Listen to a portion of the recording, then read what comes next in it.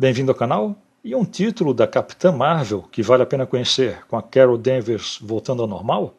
É isso mesmo ou eu estou exagerando por aqui? É o que vamos descobrir nesse vídeo.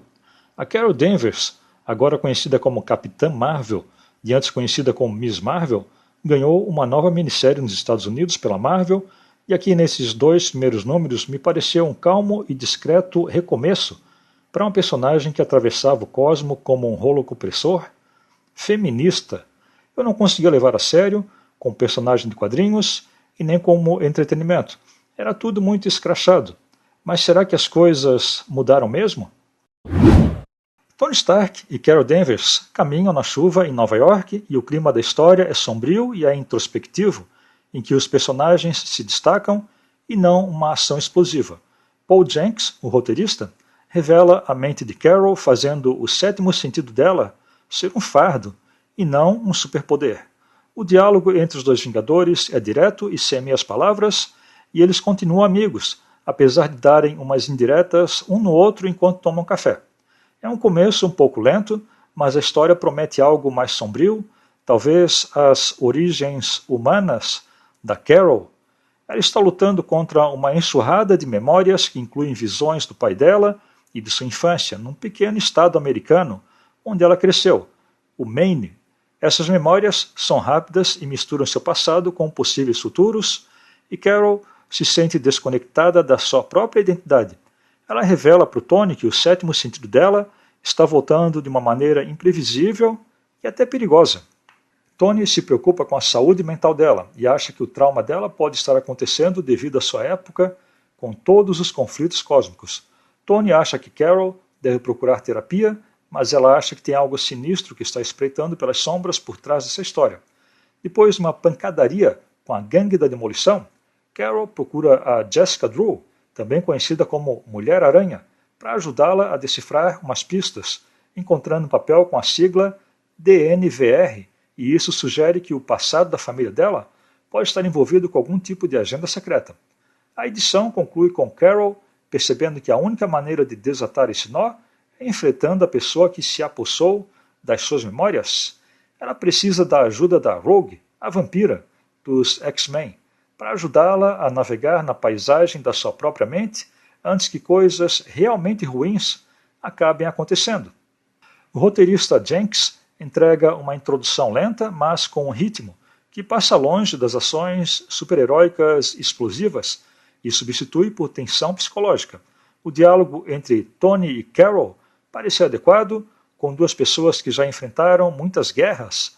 Tem alguma profundidade nessa história que surpreende, e as memórias elevam o nível da edição acima do clássico padrão super-herói, enfrenta supervilão. Mas acho que esses muitos diálogos podem afastar leitores que buscam ação numa história de super-heróis. O desenhista dessa série é o Lucas Werneck, e a arte é o grande destaque desse título. Ele demonstra a frustração da Carol em seus olhos e a preocupação mais objetiva do Tony, e faz isso com muita clareza. Também chama a atenção as transições entre os diferentes momentos e cenários, como a chuva que aparece mais melancólica, com tons em azul, e as memórias com tons em sépia. Nesse caso, o colorista Rod Fernandes merece os créditos e usa desses detalhes bem pensados e bem executados para conduzir o leitor pelas memórias da Carol e pela história como um todo. A disposição dos quadrinhos é limpa e facilita a compreensão da história. Mesmo em cenas paradas, como quando eles estão tomando café, o desenhista apresenta diferentes pontos de vista da câmera e mantém o interesse do leitor, e os flashes do super sentido da Carol parecem chocantes. A edição deixa claro qual é a motivação da personagem.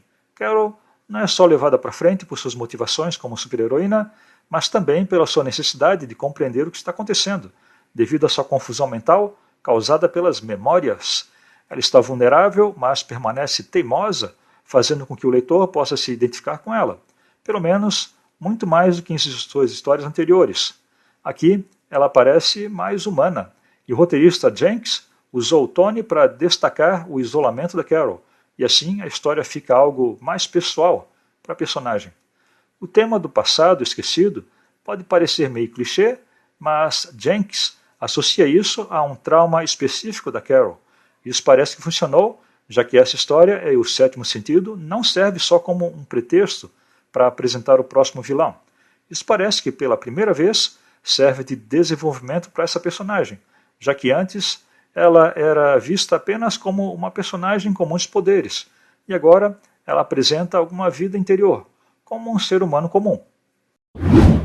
Capitã Marvel Dark Past, número 2, a Capitã Marvel, o Passado Sombrio, número 2, deixa claro que a primeira edição não foi só um casual bom início. O roteirista sabe como deixar o leitor interessado na história, especialmente quando tem um mistério pela frente. Carol está tentando resolver as suas memórias do passado, e a pessoa que pode revelar de algum modo as suas memórias é a Rogue, a vampira dos X-Men. Com a ajuda dela e da Emma Frost, ela desbloqueia as memórias, mas fica ainda mais confusa, já que isso parece que vai muito longe e envolve o pai dela. Enquanto isso, a gangue da demolição está colocando em ação um plano para se tornar invencíveis com a ajuda de tecnologia Kree, mas eles são acompanhados por um novo vilão, que atende pelo nome de Desecrator, algo como o Profanador, e está claro que ele quer derrotar a Capitã Marvel. Tem algo acontecendo, ainda não sabemos, mas a Carol Danvers é o alvo desses vilões. Antes, a Carol era a típica personagem perfeita, que já tinha tudo, e como consequência, suas histórias eram chatas e eram sem graça. Nessa nova história, há um bom desenvolvimento da personagem, e além disso, ela procura a ajuda de personagens que ela teve problemas no passado, como Tony Stark, na primeira edição, e a Rogue, a vampira, nessa segunda edição.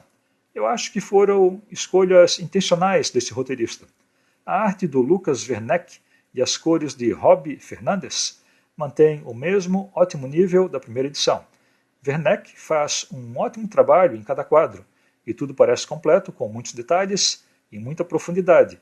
Em alguns momentos em que elas investigam, o desenhista acrescenta muitas sombras, e isso torna as coisas mais profundas e mais misteriosas. Eu também gostei muito do jeito que ele desenha a Carol Danvers e as outras personagens femininas. Elas ficaram muito expressivas, e isso ficou muito bom, já que essa é uma série que se baseia nos pensamentos e nas memórias da Carol, e não em ação de super-heróis.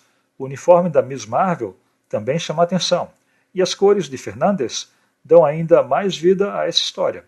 Se a história com pouca ação não atrair os leitores, a arte sem dúvida irá atrair. Os quadrinhos são detalhados e contam a história por si mesmos, e as cenas de flashbacks também ficaram muito boas. Eu vou deixar uma nota 8 para esses dois primeiros números de Captain Marvel, Dark Past, a Capitã Marvel, o Passado Sombrio. Até aqui, essa minissérie foi muito bem. O início foi um pouco lento, e o primeiro confronto com a gangue da demolição parece ter sido um pouco clichê. Mas ambas as histórias com essa bela arte ficaram incríveis. Eu gostei do jeito como o roteirista mergulhou nos traumas da Carol. Parece que ele prepara algo muito importante para as próximas edições. Já a arte é excelente, não tenho que reclamar, e fizeram um ótimo trabalho. É tudo muito bonito, brilhante, expressivo e é fácil de entender. A equipe criativa deve entregar uma bela minissérie, e se for lançada por aqui, eu pretendo acompanhar. E aí, será que a Capitã Marvel vai voltar mesmo a ter boas histórias? Diz aí nos comentários. Valeu, até o próximo vídeo.